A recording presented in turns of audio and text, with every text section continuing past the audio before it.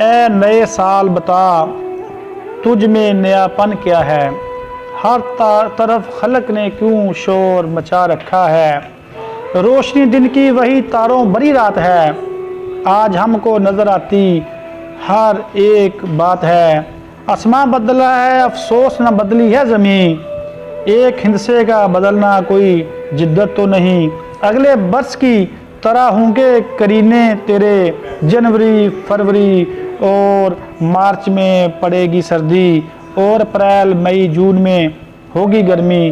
तेरा इंसान दहर में कुछ खोएगा कुछ पाएगा, अपनी मियाद ख़त्म करके चला जाएगा।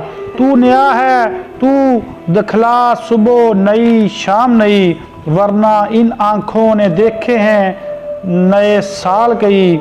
बेसबब देते हैं क्यों लोग मुबारकबादें, बेसबब देते हैं क्यों लोग मुबारकबादें, गालबन भूल गए हैं वक़्त की कड़वी यादें।